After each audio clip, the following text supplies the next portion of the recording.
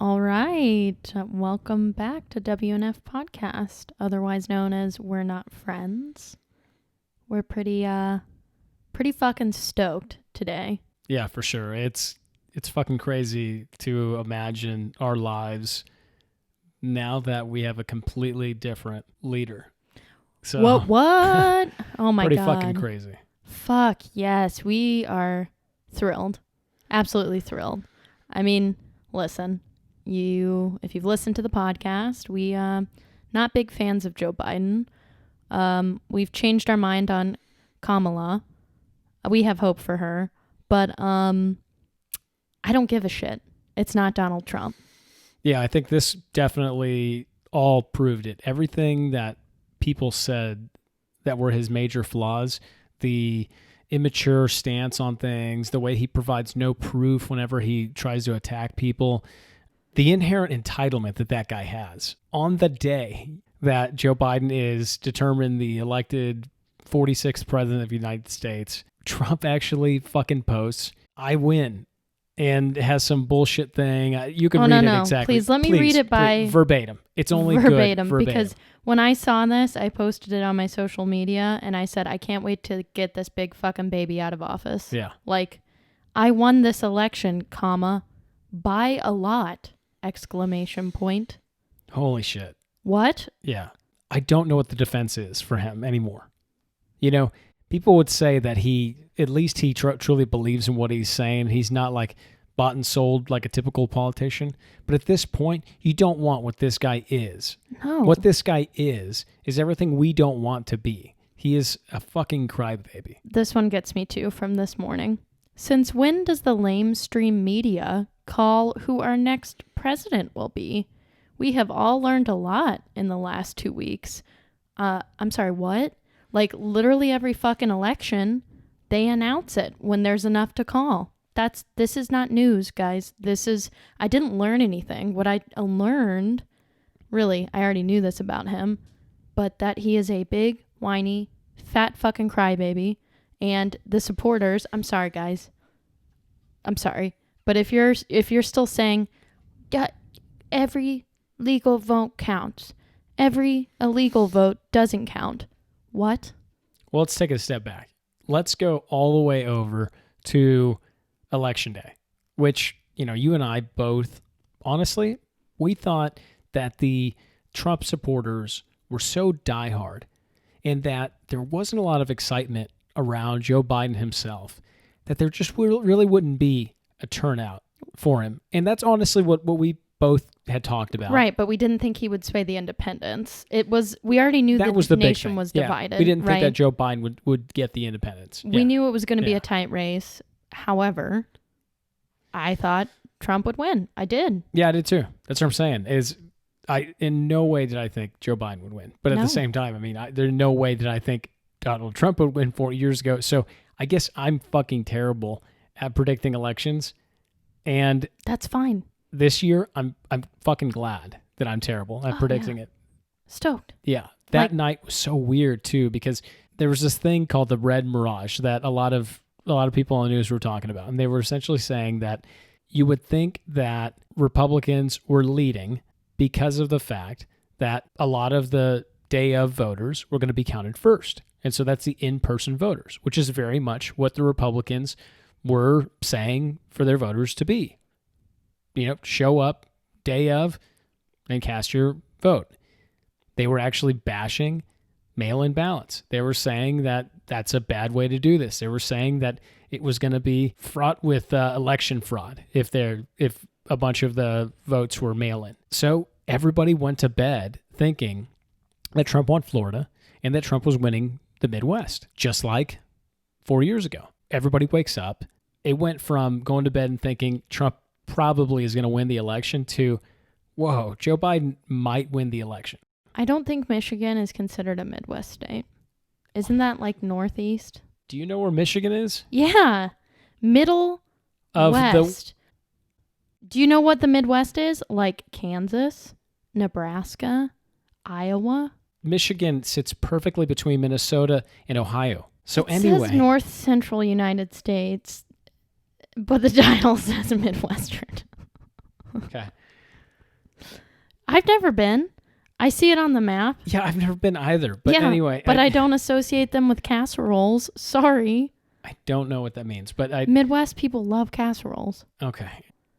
The difference of them counting the day of voters versus the mail-in ballots. It's something that was going to be a huge difference between Democrats and Republicans because of the fact that Republicans pushed so hard on not doing mail-in voting. And Democrats were saying, yeah, absolutely mail-in vote. Don't expose yourself to coronavirus if you don't need to. So that's a big deal, and it definitely had a big effect on how we got the results from it from the newscasters. I also think an impact is the fact that many states couldn't count the mail-in ballots until the polls closed. Yeah. So, yes, they prioritized, per your point, in-person ballots, and then they hadn't really done any counting of the mail-in. There were only a couple of states that allowed you to do it before. So, also, they prioritized the in-person, and then they had this onslaught of mail-in stuff to keep counting over the next couple of days because they couldn't do it before, polls closed. Yeah. It's pretty crazy. Yeah, it is. I think it's interesting because it was quite a change. Like it was kind of a build up where the next day I was like, I don't know if Joe can catch up in these areas. Like it's a close one, but I don't know if he can catch up. And then Thursday it was like, what? Holy shit. I think he's gonna win. Yeah. Like, oh my God. And then it just kept like Pennsylvania. Oh, fuck yeah. That was such an awesome kicker. Like, such an awesome kicker. Yeah. Because they were talking about, the whole time they kept assuming Pennsylvania was going to go to Trump. And then it was like, Georgia, not sure. Arizona looks like it's going blue. And so we need Nevada to go blue. And then Pennsylvania going blue. Oh, yeah. Fuck. Don't you know Trump was just like so angry? A lot of people were saying that they didn't really think that Joe Biden would win Pennsylvania because it's a big time fracking state. And Joe Biden and both Kamala were saying that fracking was definitely going to be something they weren't necessarily going to be backing. Yeah. And maybe, I don't know, here's a hot fucking tip, Trump. You shouldn't have gone to Erie and shit all over the place as part of your campaign strategy. So stupid, too. It's weird. Please look it up. If you guys did not look it up, this asshole went to Erie, Pennsylvania, and literally said, before coronavirus, I had it made. I had no reason to come to Erie. No offense. But I had it in the bag. What? Yeah. What? Well, Trump, now you have no reason to go to any of the flyover states because you hopefully won't fucking run again in 2024. Jesus Christ. Yeah. I can't. I'm so over that. I'm so over it. I'm like, this has been really telling. Normally, Jean and I think you would probably pick up on the fact that we're pretty open-minded and understanding people. So, yes, I am pretty liberal, but I am from Oklahoma originally, and most of my family's conservative. So I can understand certain mindsets because of the way that they were raised and where they are. What I cannot understand is just blatant hate, which has been a pretty big thing the past 4 years related to racism,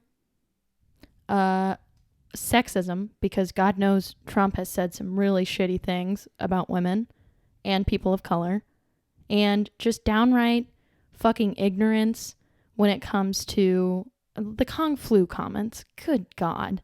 That doesn't even seem real. Yeah, it's right. Weird. It's like an SNL sketch. It is. The immigration shit, like, absolutely disgusting. This man has done vile things.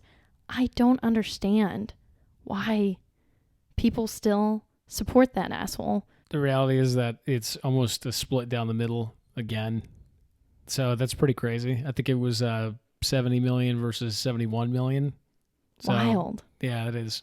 So we're a divided country. Yeah, we are. We definitely are divided. Crazy the amount of turnout, though. They were showing the differences, and there's really not huge margins between every 40 years, but this time it was huge difference. So that's great that people came out and voted.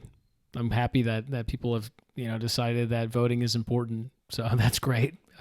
Right. I mean, glad you woke up. You guys get an opinion on everything, yet you don't get your lazy asses out to vote. Sorry. Yeah. And I say you guys as in the youth, because we're the worst about voting. Young people are the worst about voting. I just don't get it.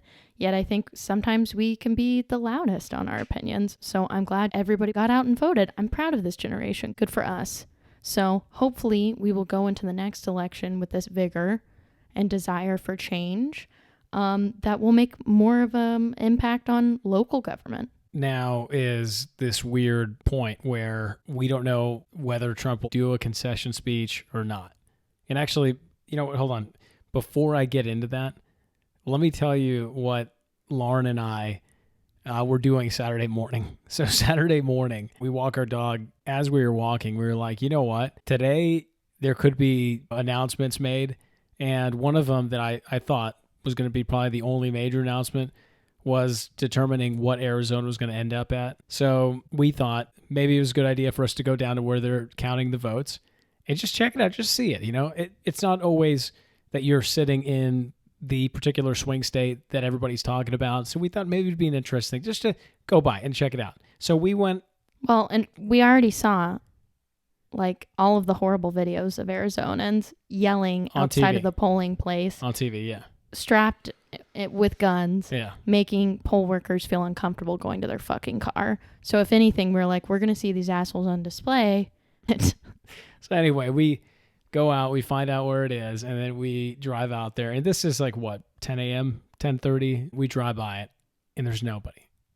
Just news. A shitload of news, a bunch of national news, but that's it. There were a couple of people around the corner. Basically nobody. So we're sitting there thinking, we drove way the fuck out here. It's like 35, 40 minutes away from where we live. And we're wondering, where's the excitement? Where's all the stuff that was on TV? And then all of a sudden, as we're sitting there, they make the official announcement that Joe Biden wins. We're like, oh shit, we should drive by some of the younger communities and see if people are out and about celebrating or doing anything at all. Yeah, so we drove around downtown, nothing. We even cut through multiple neighborhoods north of downtown as well. Nobody was out screaming in the streets. So we drove by the Democratic headquarters, no one. And then we drove through some of the younger parts of town, Arcadia, went to Old Town Scottsdale. People were out and about, but there was no shouting in the streets. Yeah, there's no feeling. It's like what the fuck? Does the Phoenix Valley have no soul? I mean, it was kind of sad. So to see everybody else celebrating. Yeah, I would have loved to have, played loud celebratory music, danced in the streets with my mask on, but instead Jean and I just played Nipsey Hussle, Fuck Donald Trump when we got in our neighborhood really loudly to drive past one neighbor's house who wasn't even home. Because they had so many Trump signs. They had every flag that you could think of. And they were speeding down the street in their Jeep that morning with their flags waving. So we're fucking over it. Yeah, I agree. So then we politely turned the music down as we came around the corner. To the neighbors we liked. Because Sean didn't want the neighbors we liked to hear our bad music. And then I was like, oh God, what have we become? Yeah, it was funny. So here's the deal. We have a chance now to be viewed as a respectful country. Joe Biden is not the best candidate. I don't like him. I don't like him as a person. I don't like him, as a politician. No fucking way. His speech wasn't too orchestrated. His speech wasn't so political. And it just sounded like a normal guy talking. And I think that's what we needed. And I hope that we can all come together.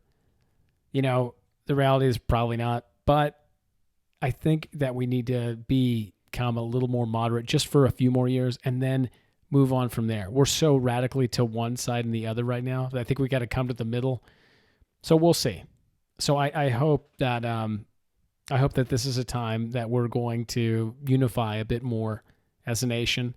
Find some common ground, and we'll see. I mean, I have to say, yeah, Joe sounded like a regular Joe last night, which, you know what? He didn't stumble. He didn't have issues. So good for him. Yeah. He gave a good, solid speech. Yeah. I think it's really cool that the Democrats focus on the whole unity and togetherness thing, especially in a time like this year where, you know, people have been wrecked by coronavirus. They've lost loved ones. They've lost businesses. They've lost jobs. So it was a good overall message. Kamala Harris, she killed it. As a female, I was like, fuck yeah.